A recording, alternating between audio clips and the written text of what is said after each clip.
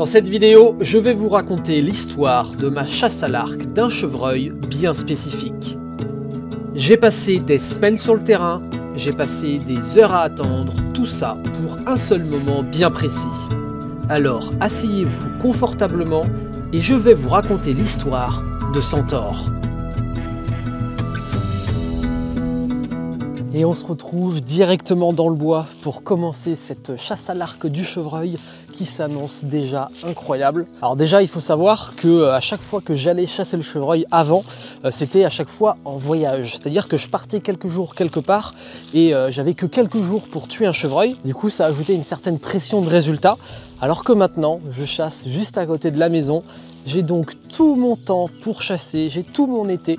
Ce qui va me permettre vraiment d'apprendre à bien connaître les animaux. Là, ça fait déjà 1 mois et demi que je fais du repérage et j'ai beaucoup de choses à vous raconter. Donc je vais me poser un instant pour vous raconter tout ce que je sais depuis 1 mois et demi parce qu'il y a une sacrée histoire à raconter. Déjà, tout commence il y a 1 mois et demi, début juin. J'ai installé 4 pièges photos aux 4 coins du territoire afin de découvrir les animaux qui y vivent. Et dès le premier soir de repérage, j'ai déjà la chance d'observer les premiers animaux. Et d'abord, c'est un jeune brocard que j'observe dans une jachère. Il est jeune, ses bois sont pas très développés et c'est clairement pas le genre d'animal que je recherche. Parce que oui, ce que je recherche moi, c'est un brocard adulte, un brocard mature, qui sera forcément beaucoup plus compliqué à chasser qu'un jeune chevreuil, mais justement, c'est cette difficulté-là qui va faire tout le plaisir de la chasse. Parce qu'un brocard adulte, il sera beaucoup plus malin, beaucoup plus méfiant, alors qu'un jeune chevreuil, forcément, il sera beaucoup plus naïf face au danger. Et maintenant que vous savez ça, je vais vous raconter ma première rencontre avec un brocard adulte. Il est 20 h du soir et au bord d'un champ, je vois une tache rousse. C'est un magnifique brocard adulte qui porte 6 pointes. Son trophée, il est très symétrique et très régulier.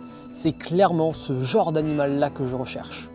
Et ce brocard-là, du fait de sa prestance et de son trophée, je décide de l'appeler César. Il est là, tranquille, dans un champ, en train de manger. Mais maintenant que je connais son existence, il va falloir que j'apprenne à mieux le connaître son territoire, ses petites habitudes. Et toutes ces informations, elles vont me servir à établir ma stratégie de chasse qui vont me permettre au moins une fois, je l'espère, de l'avoir à quelques mètres de moi afin de pouvoir le tirer à l'arc. Parce que oui, la particularité de la chasse à l'arc, c'est qu'on doit être vraiment très proche des animaux, à maximum une vingtaine de mètres. Et à cette distance, les sens des animaux sont ultra développés pour vous repérer. J'ai donc installé un piège photo à l'endroit où j'ai vu César, en espérant en apprendre un peu plus sur lui. Et donc pendant 2 semaines, j'ai pu observer tous les animaux qui vivent dans le secteur de César. Il y a des chevrettes, il y a des jeunes brocards, il y a également beaucoup de renards, mais jamais en 2 semaines, j'ai eu une seule vidéo de César. Où est-ce qu'il vit vraiment? Est-ce qu'il était simplement de passage? J'en sais rien. Et c'est ainsi que chaque semaine, je viens relever mes pièges photos pour en apprendre un peu plus sur les animaux. Et c'est comme ça que je vais vous présenter un deuxième brocard que j'ai appelé Spikey. Ce chevreuil, il a vraiment des bois particuliers qui forment 2 perches hautes. C'est ça qui m'a donné l'idée de l'appeler Spikey, ce qui veut dire à pointe en anglais. Ce brocard, il vit dans le secteur de l'entonnoir. Ce secteur, il rassemble 2 grands bois qui se rejoignent au même endroit, un peu comme une forme d'entonnoir, dans une petite prairie, ce qui force un peu tous les animaux à passer par là. Du coup, à l'entonnoir, j'ai pu observer quand même beaucoup d'animaux différents, des renards, des chevreuils bien évidemment, mais également des sangliers. Et ensuite, voici un 3e brocard qui a déjà une histoire quand même bien particulière. Je vous présente Volt.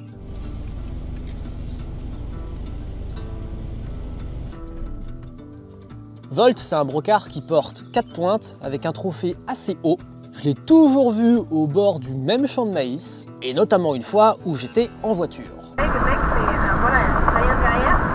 Oh putain! Voilà pourquoi je l'ai appelé Volt. Il a fait volte-face devant ma voiture. Volt, ça s'écrit en 4 lettres, il porte 4 pointes. Je trouve que ça fait sens. Et je continue avec les présentations. Voici un petit brocard que je vois régulièrement au même endroit, Virgule.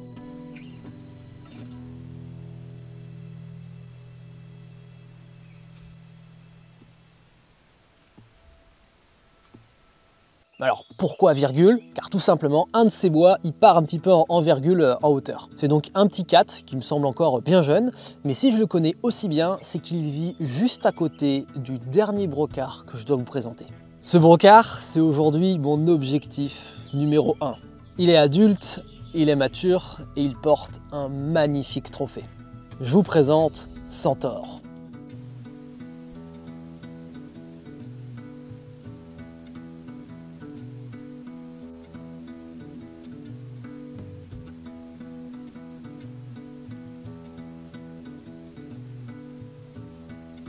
Centaure, je le vois au piège photo régulièrement, toujours au même endroit. Mais à chaque fois qu'il est en vidéo, c'est toujours en pleine nuit. Clairement, je crois qu'il a compris que la nuit, il risquait rien. Et donc chaque semaine, j'enregistre de nouvelles vidéos de Centaure.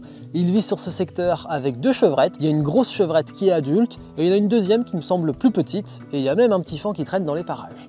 Donc pendant un mois, j'attends impatiemment d'avoir une première vidéo de Centaure en plein jour. Car si je l'ai en plein jour, ça va me donner énormément d'espoir et de motivation pour pouvoir le chasser. Sauf qu'à chaque fois que j'observe, il est toujours en pleine nuit. Et ça me motive encore plus à vouloir le chasser parce qu'il est méfiant, il est furtif et ça, c'est vraiment ce que je recherche. Mais tout ça, c'est jusqu'au 6 juillet. Je me décide d'aller faire une petite sortie de repérage un soir. J'arrive sur le secteur de Centaure et qu'est-ce que je vois dans une prairie? Un brocard, c'est virgule.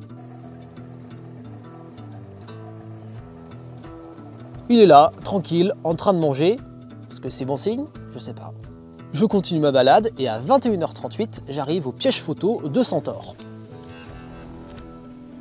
Et là, quand je regarde les images, j'en reviens pas. Pas plus tard qu'il y a 12 minutes, à 21h26, Centaure était là.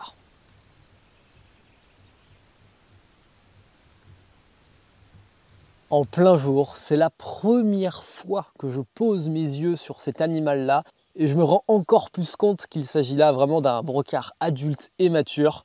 Et je regarde la vidéo sans déconner des dizaines de fois et je le trouve tellement magnifique que ça me motive énormément pour le chasser. Et donc aujourd'hui, on est le 10 juillet et voilà où j'en suis dans mes sorties de repérage. Et c'est aujourd'hui que je vais installer mon échelle d'affût pour commencer la chasse. Et vu que je n'ai pas réussi à avoir de nouvelles de César, vous savez, le premier grand brocard que j'avais vu dans le champ, je vais concentrer mes efforts sur Centaure car lui, je connais un peu plus ses habitudes.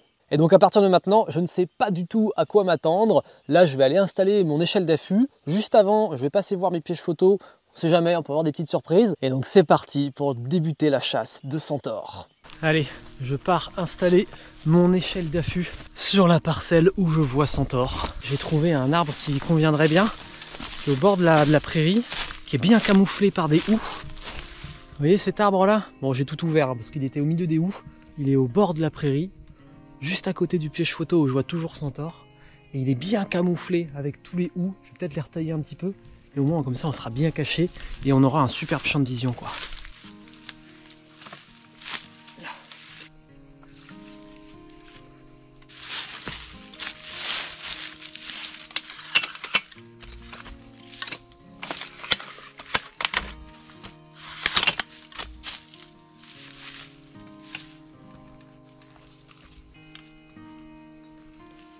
Je vais mettre mon harnais avant de monter. Ça permet de s'attacher une fois qu'on est en l'air. Allez. Et nous voilà en haut de notre arbre. Là ici c'est la petite prairie. Mon piège photo où je vois Centaure il est à 20 mètres d'ici. Sauf que on est quand même bien dans les branches. Il va falloir que j'éclaircisse un petit peu parce que là compliqué je pense de faire quelque chose. Déjà il y a cette grosse branche, il va falloir je pense la couper.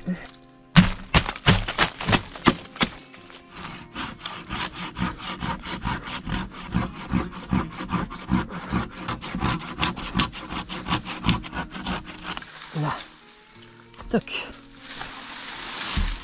impeccable. Maintenant il faudrait couper celle-ci. Impeccable. Là on y voit mieux.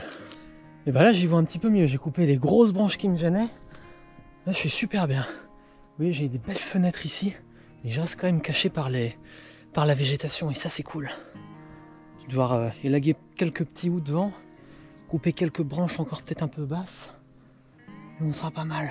Et cette échelle, je l'utilise depuis plus de 2 ans et vous avez été des centaines à me demander où est-ce que je l'ai trouvée. En même temps, elle est tellement pratique que je comprends que ça vous intéresse, sauf que moi, je l'ai achetée à l'étranger. Mais maintenant, elle est disponible en France car avec mon partenaire archerie.fr, on a fait en sorte de pouvoir vous la proposer en France. Rapidement, ça c'est une échelle télescopique qui monte jusqu'à 3 mètres de haut et ça a surtout l'avantage de s'installer hyper rapidement et surtout sur n'importe quel arbre. Car oui, à l'inverse d'un tree-stand classique ou d'un tree-stand auto-grimpant, qui ont toujours besoin d'avoir soit un arbre très droit ou avoir un arbre avec aucune branche basse, avec ces genres d'échelle, vous la posez absolument partout, que l'arbre soit incliné ou pas, vous avez toujours moyen de la positionner facilement et surtout rapidement, ça prend rien de temps d'installer ça. Que vous chassiez à l'affût ou en battu, c'est un outil qui est absolument génial.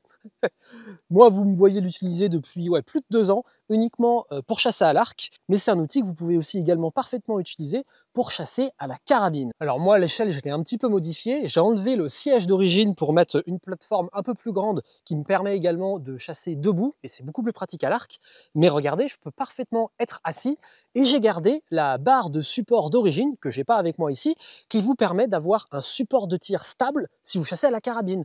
Donc c'est vraiment un outil qui peut servir aussi bien à l'arc que à la carabine. Et ça, c'est genre trop bien. D'ailleurs, il va falloir que je vous fasse une vidéo à la carabine sur cette échelle. Ça peut être génial.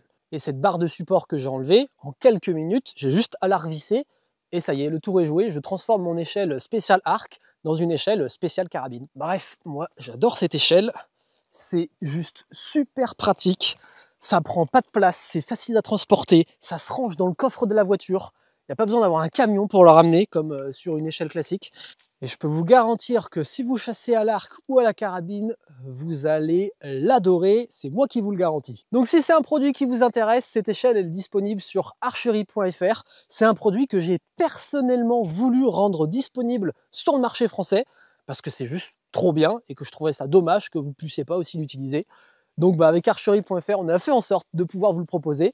Et donc faites-vous plaisir, il n'y a plus qu'à maintenant, si ça vous intéresse, le lien est dans la description bien évidemment. Et sur ce, nous, on retourne à la chasse. Ça y est, j'ai enfin fini d'installer mon échelle, je me suis mis un petit siège, tous les petits supports pour fixer mon matériel, j'ai fini de couper toutes les branches. Maintenant il n'y a plus qu'à, là on est jeudi, je pense que je me ferai la première sortie samedi matin je pense. Le vent est bon samedi matin. On va dire à quel point je suis invisible, hein. Moi mon échelle elle est juste derrière là. Vous voyez il y a un mur de végétation devant ce qui me rend totalement invisible. Si le chevreuil décide de sortir ici au coin du bois, franchement il va être à 15-20 mètres, ça va être idéal, un tir idéal. Les amis, on se retrouve le soir même, je suis parti faire une sortie au repérage. Je suis arrivé à la parcelle de Sandor. Devinez quoi? Il est là, il est dehors. Je vais essayer de vous le filmer.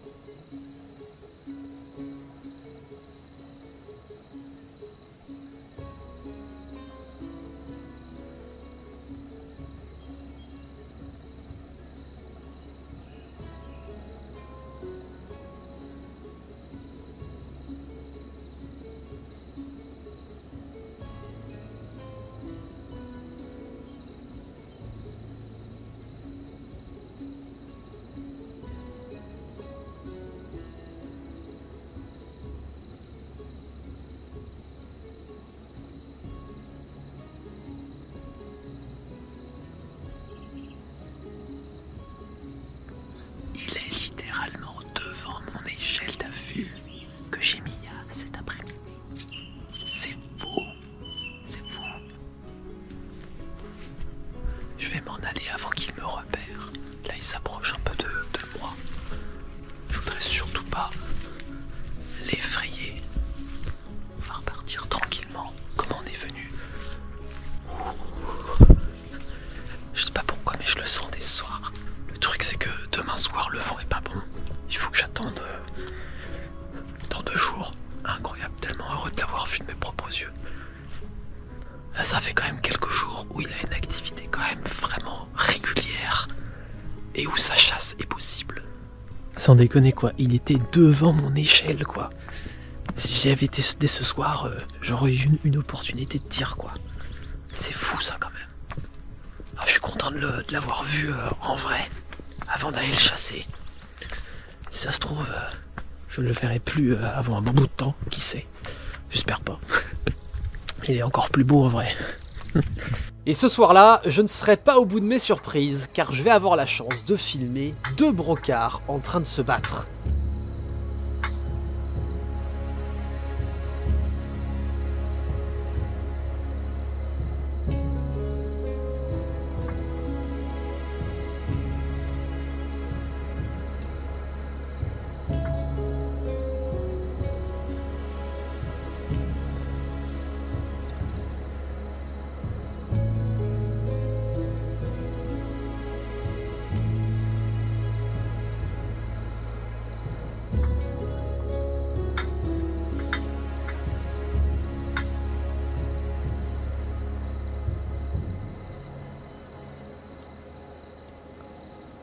Décidément, c'était vraiment une soirée spéciale, car c'est pas tous les jours qu'on a la chance de voir 2 brocards en train de se battre. Et on se retrouve la veille de notre première matinée de chasse pour une petite session d'entraînement. Et vous voyez, je suis en haut d'une grosse butte de sable. Le petit point noir qui est jusque là, c'est ma cible. Et on va se faire une session d'entraînement en vraies conditions de chasse, parce que ça, c'est très important. Pourquoi? Parce que comme vous l'avez vu, je vais être perché en haut de mon échelle d'affût. Mon échelle, elle fait plus de 3 mètres de haut. Et ça, c'est pour une bonne raison, c'est pour une histoire de trajectoire de flèche pour toucher correctement la zone vitale du chevreuil. Imaginons que notre cible, ce soit la zone vitale de notre chevreuil. Le truc, c'est qu'en tirant en hauteur, la trajectoire de ma flèche va faire de haut en bas. C'est logique, parce que vu que je suis en hauteur et que je tire vers le sol, c'est normal. Et on va imaginer que le centre de la cible correspond à la zone des poumons et du cœur de mon chevreuil, et que, admettons, je vise le centre de la cible, avec l'inclinaison, ça fera que mon tir sera plus bas. Pourquoi? Parce qu'il faut bien s'imaginer que le corps du chevreuil, c'est un volume, c'est pas juste un point fixe. Donc, si je veux toucher ce qui se trouve au milieu de la cible, et que j'ai une incidence de tir du haut vers le bas, si mon entrée est ici en hauteur, au final, le tir sera beaucoup plus mortel que s'il est en plein milieu, parce que la flèche va pouvoir traverser une plus grande surface de la zone. Et ça, c'est vraiment la particularité du tir en hauteur, c'est qu'on doit viser plus haut que la zone qu'on viserait si on était au même niveau que la cible. Je ne sais pas si je suis très clair dans mes explications, mais s'il y a une chose à retenir, c'est que c'est quand même un tir un petit peu particulier, et c'est pour ça que je grimpe sur cette butte de sable pour m'entraîner efficacement avant d'aller à la chasse. Là, je me trouve pile à 21 mètres de ma cible. C'est, je pense, la distance où on risque de tirer notre chevreuil. J'espère le tirer plus proche. Mais à partir de cette distance-là, il sera dans la zone rouge, on va dire. On va se fixer cette distance de 20 mètres pour se dire que c'est peut-être le moment de le tirer. Donc là, je vais essayer de viser le haut du cercle central pour que, à l'intérieur de la cible, au final, ce soit tout le centre de la cible qui soit touché.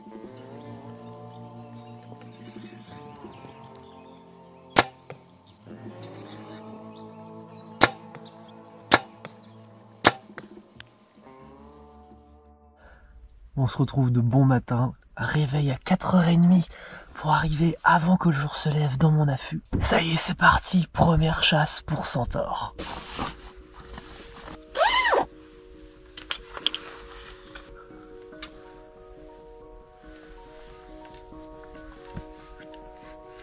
Allez, c'est parti, on se retrouve dans l'affût. Et dès les premiers rayons du soleil, un animal se montre, c'est une chevrette.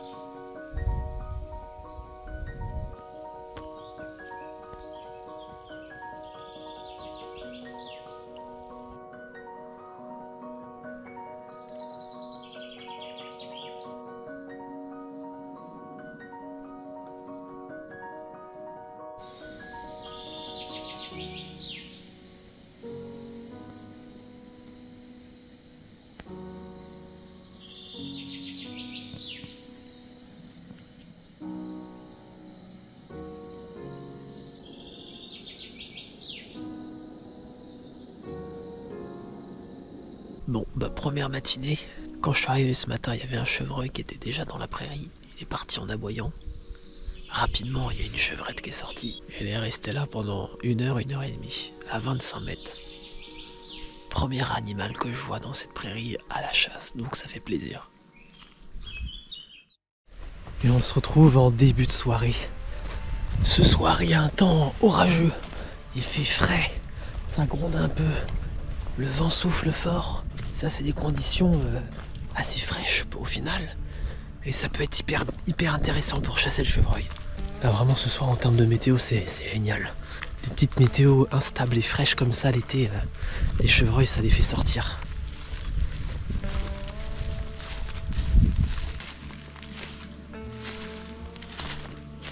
Elle est quand même super bien planquée, ma petite échelle. Là, le poste est génial.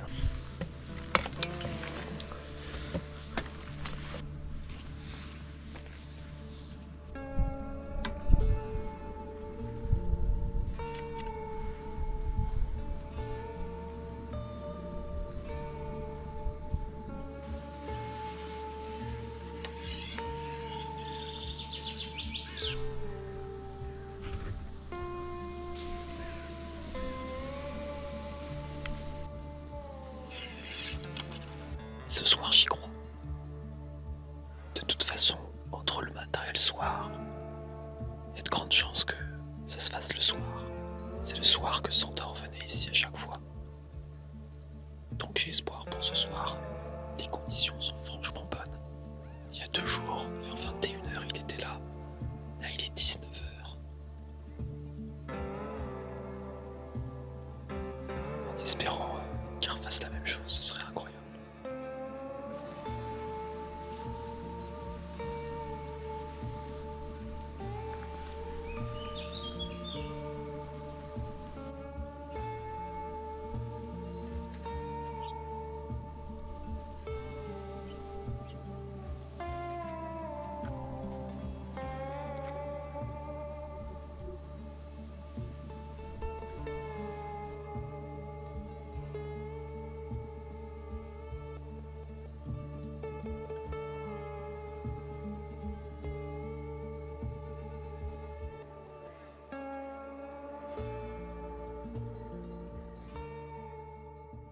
On se retrouve le lendemain. Hier soir, juste avant que je parte de l'affût, vraiment quand j'y voyais plus rien, il y a 2 chevrettes qui sont sorties juste devant moi. Donc ça c'est positif, les animaux sont là, ils ne me voient pas, ils ne me sentent pas. Donc il faut juste attendre le bon. Et c'est parti. Il y a un chevreuil déjà dans la prairie. Il est que 19h. C'est quoi? Je crois que c'est une chevrette. Et si c'était lui? Je pense pas, moi je pense que c'est une chevrette. Ouais, c'est une chevrette. Elle est juste devant mon affût. C'est ça le problème. Le problème c'est que... Il y en a un autre chevreuil là. Il y a une autre chevrette qui est là. Il y a déjà 2 chevreuils de sortie. Non, c'est un faon. C'est un faon. C'est déjà un gros faon. Je vais essayer d'arriver par le bois et pas par la prairie. J'ai pas trop le choix parce que sinon je vais devoir rester ici à attendre peut-être toute la soirée si elle veut rester là toute la soirée. Alors que si je la fais partir doucement, sans qu'elle comprenne trop ce qui se passe, sans qu'elle m'identifie, il y a peut-être une chance pour qu'elle revienne, mais que d'autres chevreuils viennent aussi. Parce que là si j'attends, à tout moment le brancard il peut sortir et je vais devoir le regarder d'ici quoi. Ce serait quand même dommage.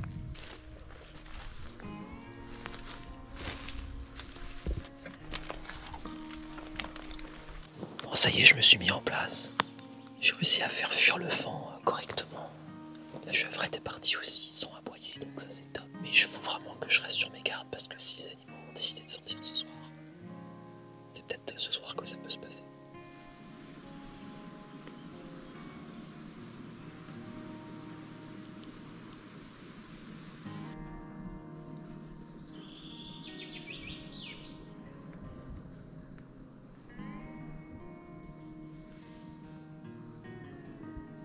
Et d'un seul coup, sorti de nulle part, il est là.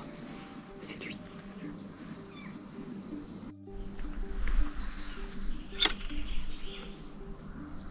Centaure. Centaure est derrière une chevrette. À tout moment, ils peuvent venir à portée de flèche.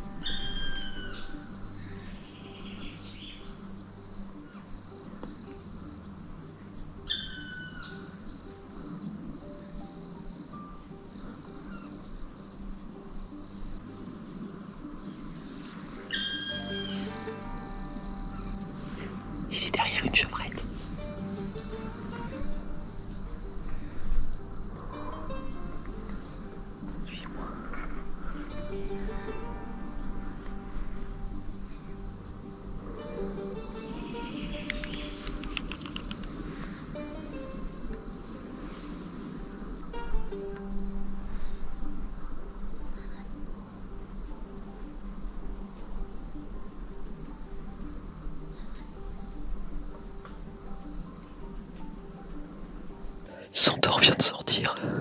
Je suis derrière une chevrette et lui tourner autour. C'est le début de la période de reproduction. Centaure a un brocard qui est adulte, qui est mature, qui est, je pense, déjà assez âgé. Il est monstrueux, je viens de le voir. C'est la première fois que je le vois aussi près. Ils sont dans le maïs juste en face. Ils sont à moins d'une centaine de mètres. Sans déconner, je tremble comme une feuille. Je peux vous dire que quand vous cherchez un animal en particulier, quand vous le voyez et que vous êtes à la chasse, j'espère qu'ils vont sortir. Les minutes passent et j'attends patiemment que Centaure réapparaisse. Mais le temps passe et je ne vois rien. Je vais essayer de mettre quelques gouttes à peau. Je vais mettre 1 ou 2 coups très légers, voir si ça l'attire ou si ça attire la chevrette. Soit lui peut venir directement, soit sinon il peut suivre la chevrette.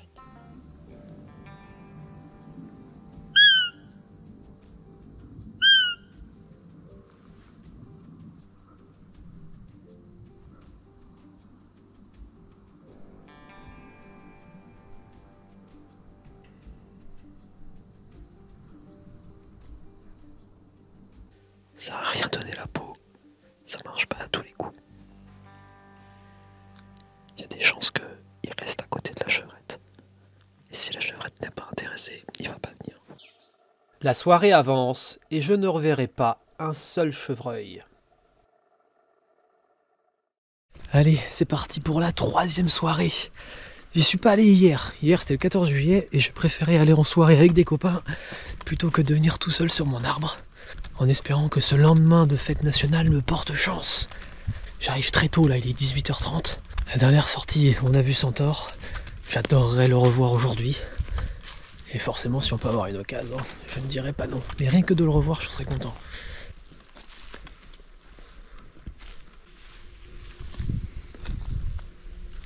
Il n'y a personne dehors, quand même. J'arrive tôt exprès.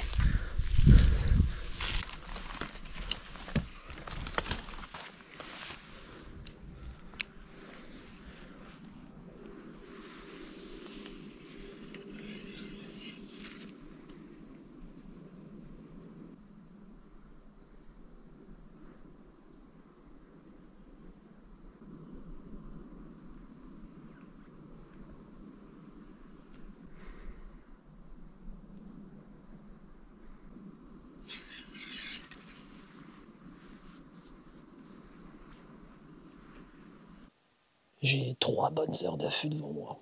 3h30 même. La flèche est prête. Ma lame est prête. Bien affûtée comme il faut. Il n'y a plus qu'à. Voilà ce que je tire au bout de ma flèche. C'est une lame qui est tranchante comme un rasoir. Et ça va traverser entièrement l'animal. Sectionner les organes vitaux. Pour provoquer la mort le plus rapidement possible. Avec cette flèche-là, je peux tuer tous les animaux présents en France. Du ragondin à un grand cerf ou un gros sanglier, c'est pas un problème.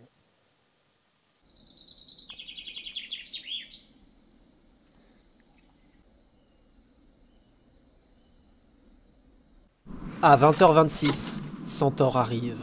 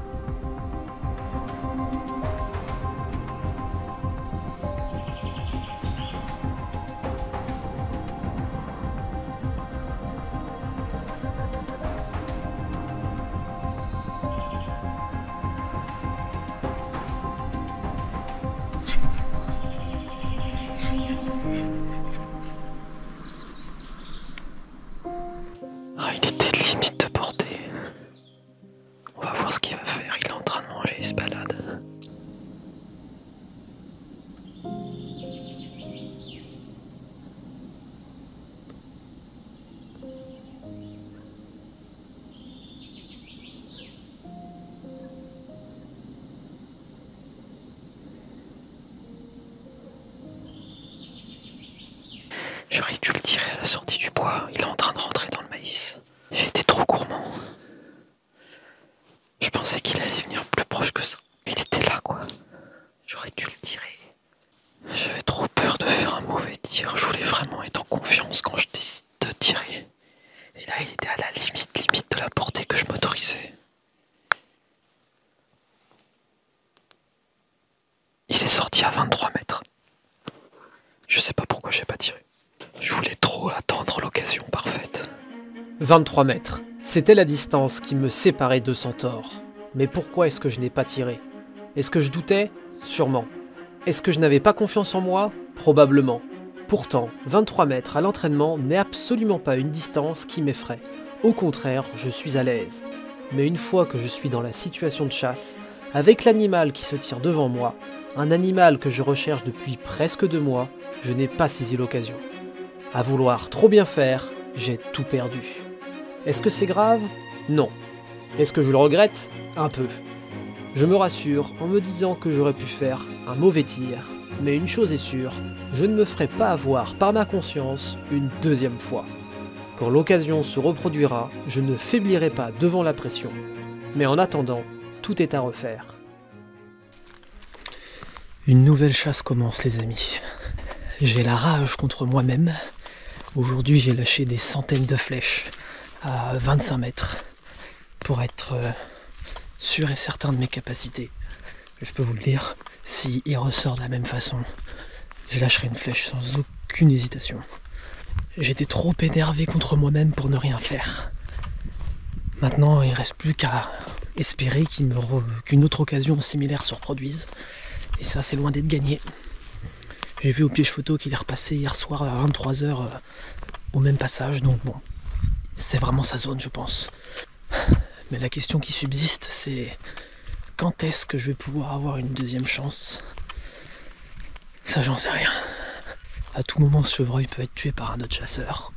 À tout moment, ce chevreuil peut avoir une collision avec une voiture. À tout moment, Centaure, avec le rut qui va quand même pas tarder, peut se dire qu'il va les voir ailleurs s'il n'y a pas des femelles. Bref, plein de choses, plein de scénarios sont possibles. Donc je peux pas non plus me permettre d'être trop gentil. Donc là, j'ai vraiment la rage contre moi-même. C'est pas contre l'animal. L'animal est sorti là où il devait sortir. C'est moi qui n'avais pas les compétences et la confiance pour assurer un tir. Je peux vous dire que là, c'est plus le cas. Il est 19h, il a fait chaud aujourd'hui. Je serais curieux de voir si des animaux sortent. Et me suffit que je dise ça. Un petit faon. C'est le petit faon de la dernière fois qu'elle est là. Je sais pas si vous allez le voir. Un gros faon qui est tout seul. Je crois que c'est la deuxième fois que je le vois. Il y avait encore une chevrette qui est sortie à la tombée de la nuit hier soir. Il y a au moins 2 chevrettes qui sont dans le secteur et ça c'est quand même cool.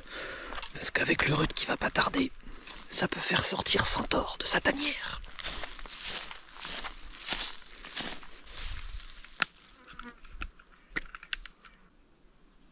Ce matin il était là, à 9h. Je crois que c'est lui, je vois mal sur le petit écran. Mais je crois bien que c'est lui.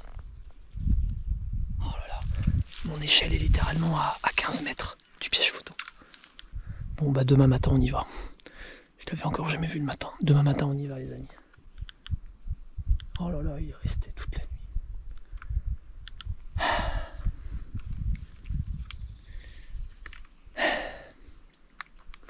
Allez, c'est bon signe.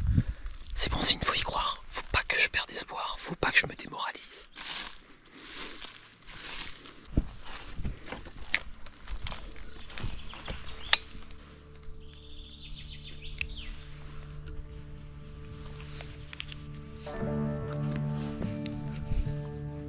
Allez, on est reparti. Il n'y a plus qu'à maintenant. Allez, j'y crois.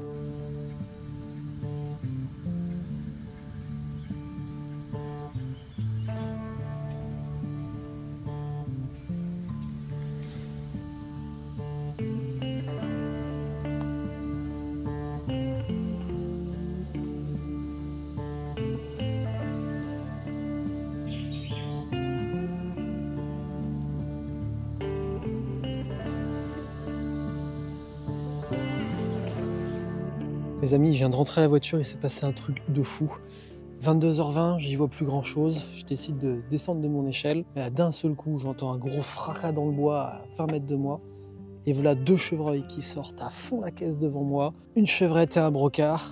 Devinez qui c'était? C'était Centaure, au cul d'une chevrette. Il passe à 20 mètres de moi, à fond la caisse, direction le maïs. Il rentre dans le maïs, il sort du maïs, il re-rentre, il ressort. Au bout de quelques instants, la chevrette s'en va et Centaure reste tout seul dans la prairie. Moi, je suis accroupi en plein découvert. Il est à 20 mètres de moi. Il était en train de manger tranquillement.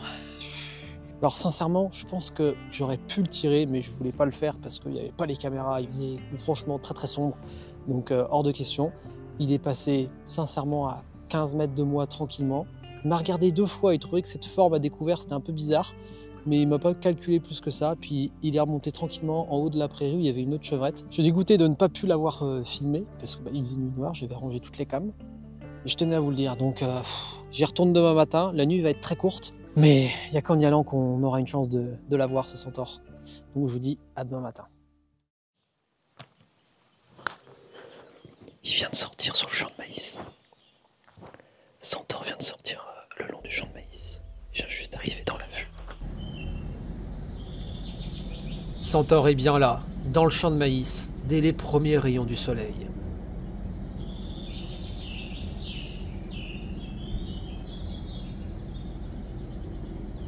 Mais d'un seul coup, tout s'accélère. Il y a une chevrette aussi. Il est en train de suivre la chevrette.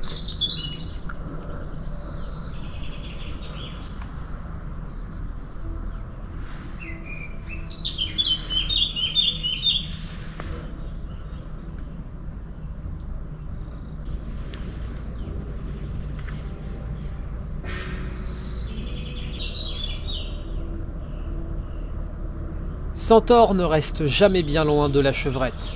Donc si la chevrette arrive à portée de flèche, Centaure viendra aussi.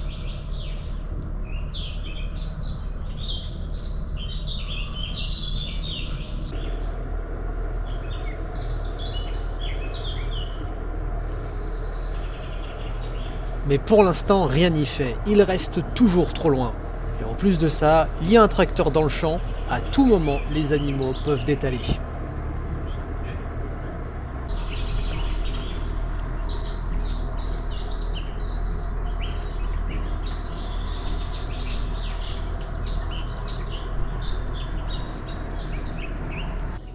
Cela fait maintenant plus de 30 minutes que les animaux sont là, juste devant moi. Ils ne m'ont pas repéré et Centaure commence à marquer son territoire en frottant ses bois contre la végétation.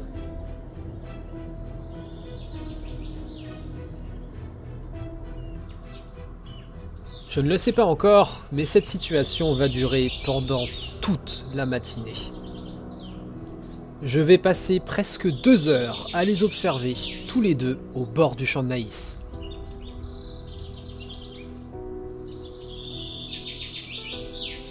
Mais au bout de 2 heures, tout s'anime.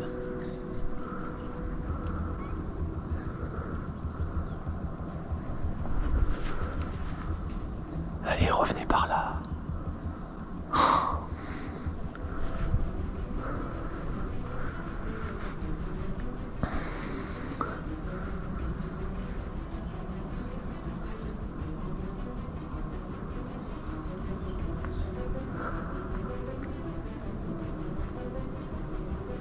Viens par là. Je t'en supplie.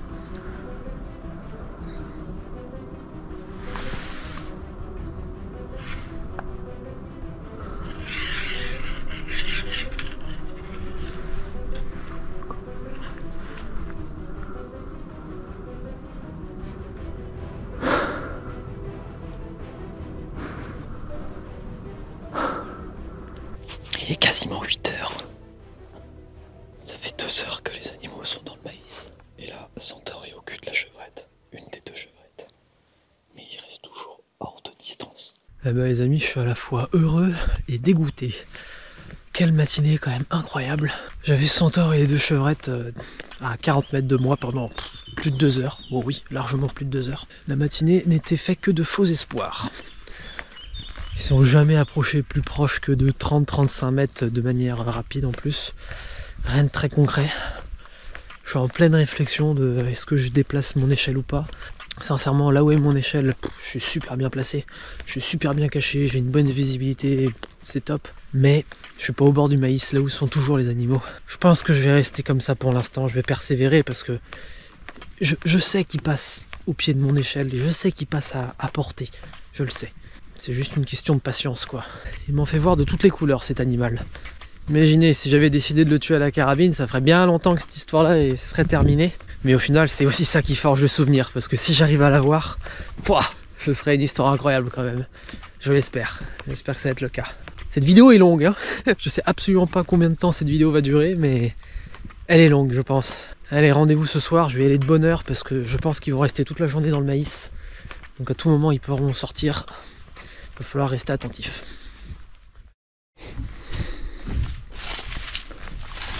Allez, on est reparti.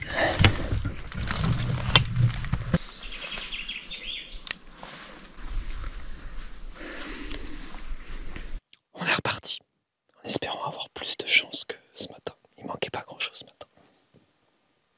Il est 19h, j'ai 3 bonnes heures devant moi.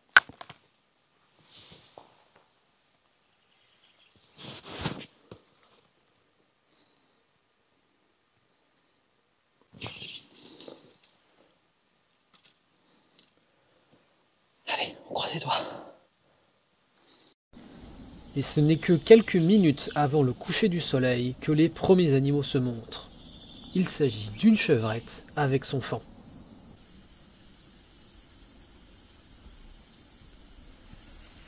Les derniers rayons de lumière sont en train de disparaître, et je le vois. Centaure est là, à 20 mètres de moi, devant le piège photo.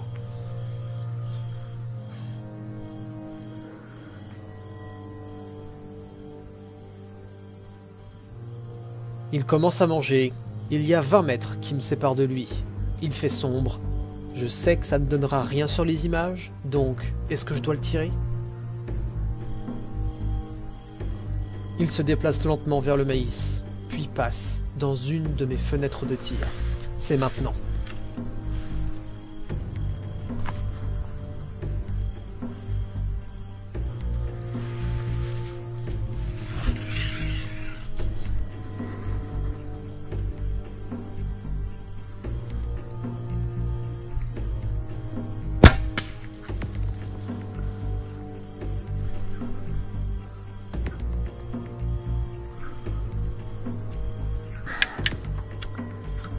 Je crois que ma flèche est trop basse.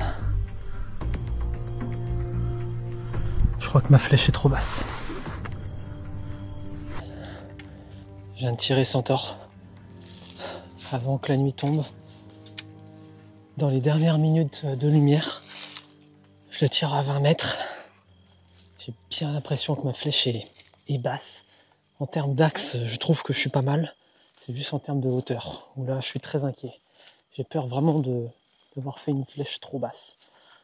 On va aller voir déjà les premiers indices. Oh non, il y a du sang à la traversée. Oh non, j'ai du super sang sur la flèche. Oh, yes!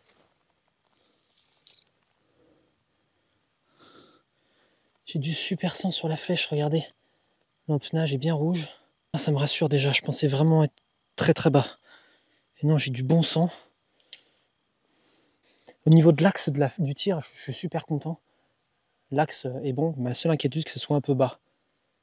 Mais bon, le cœur est vraiment placé bas aussi, donc on va essayer de suivre les premières traces. J'ai du sang ici. Oh là là, regardez, oh là, il y a énormément de sang là. Regardez tout le sang qu'il y a là, sur la feuille. Il y a énormément de sang partout là. Oh, génial. Vous voyez le sang qui est là par terre? Très très bon sang. Là j'ai du sang aussi. Regardez ça. Regardez ça. Le sang qu'il y a sur les herbes, il y en a partout. Oh là là, regardez cette tache de sang encore là ici. Là aussi j'ai du très bon sang. Là, oh, beaucoup de sang ici. Sur les premiers mètres déjà, il y a déjà pas mal de sang, ça c'est cool. Ça c'est très bon. Là il y a beaucoup de sang là. Oh, là il y a énormément de sang ici. Regardez, belle tache de sang ici. Pareil, tout là aussi. Regardez, énormément de sang là dans les herbes. Là, j'ai beaucoup de sang, belle traînée de sang. Regardez cette traînée de sang qu'il y a. Oh là là, encore beaucoup de sang. Là, je suis à 10 mètres depuis l'Anschluss, il y a quand même beaucoup de sang. J'ai pas entendu de fracas après dans le maïs. J'ai rien entendu. Il est rentré dans le maïs, j'entends plus rien. Après, c'est du sable, il n'y a pas de végétation au pied du maïs, donc il fera pas forcément de bruit en tombant, quoi. Mais c'est joli. Mais c'est quoi ce sang encore là? Encore beaucoup de sang là. Là, il y a vraiment du sang là. Hein. Là, ça rentre là. Regardez ça. Regardez le sang. Mais regardez cette tache de sang qu'il y a là. Alors là, je continue parce qu'il y a vraiment beaucoup de sang. Franchement, ça sent bon. On dirait vraiment une flèche de cœur, hein, pour le coup. Ça fait bien 20 minutes que je l'ai tiré facile, donc je suis étonnamment très calme. Ça s'est passé assez rapidement. J'ai essayé de me calmer rapidement. Il est passé là. Oh là là là, il y a du sang partout. Regardez le sang qu'il y a partout là. Non mais là, il va se vider de son sang, c'est pas possible. Regardez tout le sang qu'il y a là. Je le suis à la trace sans aucune difficulté. Il est parti là. Il est passé là. Sans déconner, mais on le suit hyper facilement. Là. Ici. Il est remonté là. Il est mort. Il est devant moi, les amis. Il est là. Il est là.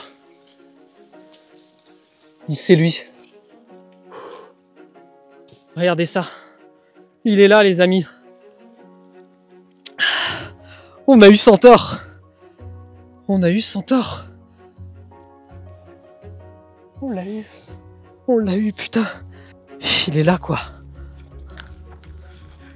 Il est là, mon animal. Enfin. Enfin.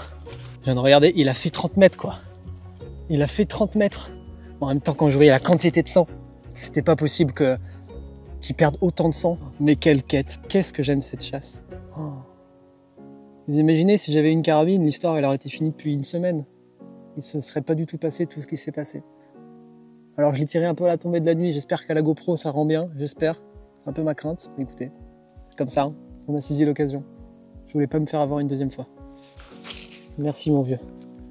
Merci mon vieux. Oh.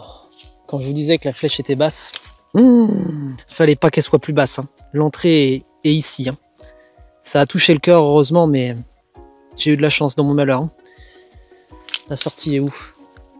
Ouais, la sortie est de l'autre côté ici. Ouais, donc ça a touché le cœur, heureusement. Et alors, Monsieur Centaure, est-ce qu'il portait bien son nom? Bien sûr qu'il portait bien son nom. Magnifique animal, regardez ça. Mais qu'est-ce qu'il est beau. Merci mon vieux. La taille des meules. Pouah. Magnifique brancard. Bon, maintenant je vais essayer de le sortir de ce champ de maïs. On va bien vous le présenter à l'extérieur du champ quand même. Allez, on va le sortir de là. Il est mort là où il a passé sa matinée ce matin. Il était ici toute la matinée pendant 2 heures avec ses chevrettes. Et le voilà les amis. Le voilà notre beau centaure. Il est là, juste devant moi, enfin. On est jeudi, ça fait littéralement 1 semaine que j'avais installé l'échelle, 1 semaine de chasse intensive pour cet animal-là. Franchement, je ne m'attendais pas à le voir aussi régulièrement parce qu'on l'a vu, pas à chaque sortie, mais pas loin, notamment sur ces derniers jours. Quel animal magnifique. Encore un grand merci mon vieux pour ces émotions. C'est un chevreuil qui de corps n'est pas énorme. Je suis très curieux de regarder les dents parce que les dents peuvent nous donner un indice sur l'âge du chevreuil. Plus les dents seront usées, plus le chevreuil sera âgé. Et je pense sincèrement que c'est un chevreuil qui est vraiment adulte. Je pense que le trophée le confirme. La base des meules, les meules sont vraiment très larges. Il est quand même assez haut. Je le voyais peut-être un poil plus haut que ça, mais il reste quand même magnifique, quoi. Enfin, au final, ma flèche, je pense qu'elle est plein cœur. Il fallait vraiment pas qu'elle soit plus basse de quelques centimètres. C'était vraiment le plus bas que je pouvais faire, mais au final, la flèche est parfaite. Il a fait 30 mètres quoi, dans le champ de maïs. La mort a été foudroyante. En même temps, quand on voyait la quantité de sang qu'il y avait sur la piste, ça pardonne pas, quoi. Je vous cache pas que j'étais pas serein. Dès que j'avais tiré, vous l'avez vu, j'ai été tout de suite très réservé, on va dire. J'ai pas eu une avalanche d'émotions parce que je pensais sincèrement que ma flèche était vraiment trop basse et que j'avais touché ce chevreuil, mais pas comme il fallait. Heureusement, j'ai eu quand même un petit peu de chance dans mon malheur. Qu'est-ce que j'aime ces animaux. La chasse à l'arc du chevreuil, c'est incroyable.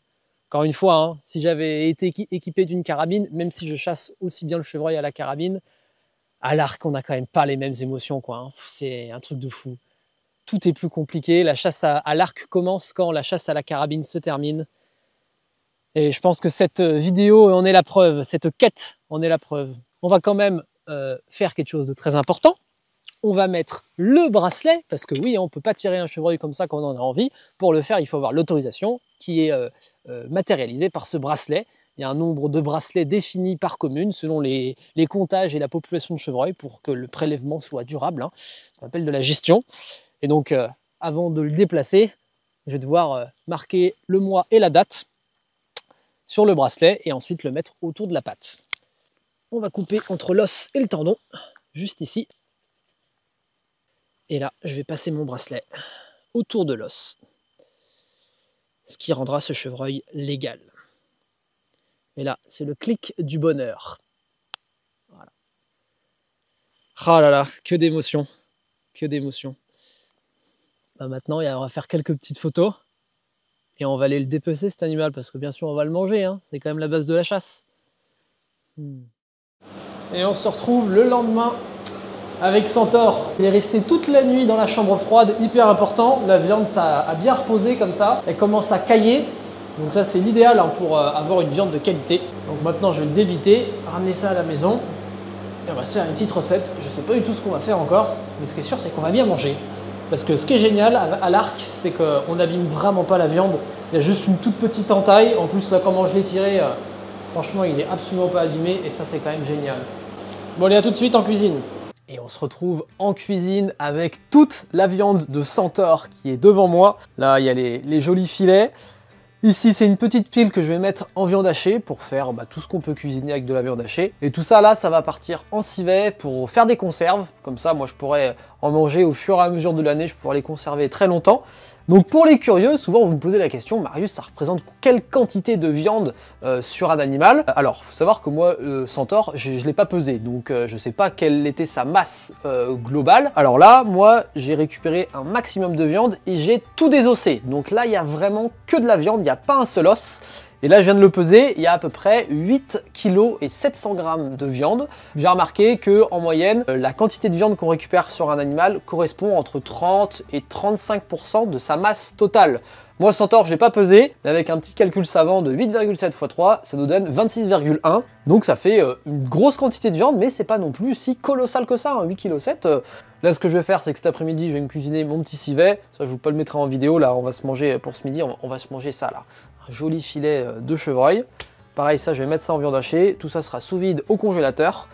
Et voilà, donc c'est parti. On va se cuisiner ça. Ça va être délicieux.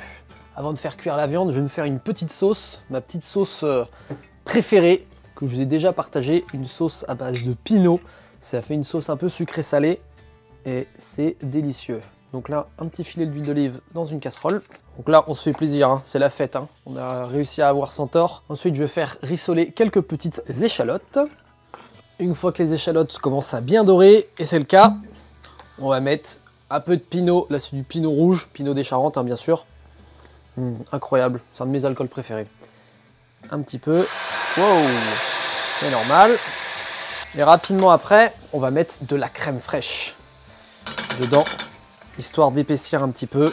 Voilà, la base de la sauce est faite. Ensuite, je vais poivrer. Bien salé aussi, c'est important. Je vais mettre un tout petit peu de farine pour bien épaissir. Et là, on brasse bien, on mélange bien. Et voilà. Ça nous donne une belle petite sauce comme ça. Ça nous donne une belle sauce qui est bien sirupeuse. Ça va être bon. Normalement, une sauce un peu sucrée-salée. Maintenant, on va se faire griller Centaure. On l'a bien mérité, je crois. Pareil, filet d'huile d'olive. Donc là, on va juste faire bien griller les filets. On va cuisiner ça saignant. Parce que ça reste de la viande rouge, hein, et moi j'aime ça quand c'est saignant. Que ce serait dommage de gâcher ça avec une viande trop cuite, quoi. Un petit morceau de beurre, pareil. Le beurre est en train de mousser, la poêle est bien chaude. J'ai découpé le filet en petits cubes comme ça là. On va juste les saisir à la poêle. Ça, je peux vous dire que c'est un repas qui fait plaisir. Là, c'est vraiment un repas type comme je peux me faire le midi de tous les jours. Hein. Vraiment, c'est pas de pression. Simple, rapide, efficace quoi. À peine 1 minute de chaque côté. Hein. Si on veut une cuisson saignante. Regardez-moi ça comme c'est joli. Regardez-moi ça comme c'est joli. Des beaux petits steaks de chevreuil. Je vais me faire griller quelques haricots verts et on va se mettre à table. Et voilà une belle assiette qui donne envie. On va mettre de la sauce dessus parce que elle m'a l'air incroyable cette sauce. Pouah. Je vais badigeonner ma viande d'une bonne sauce là. Oh, mama, ça a l'air incroyable. C'est dommage que vous n'avez pas l'odeur ni le goût. Je vais me mettre bien ce midi et je pense que je l'ai bien mérité parce que c'était là vraiment la première fois que j'essayais de traquer un seul et même animal. Un brocard que j'ai nommé, franchement, je pense qu'on l'a bien mérité ce joli repas. Regardez-moi ça. Je vais goûter. Je sais déjà que ça va être délicieux. Vous le savez aussi. Pour un bon morceau de viande plein de sauce là. Bon appétit. Hein.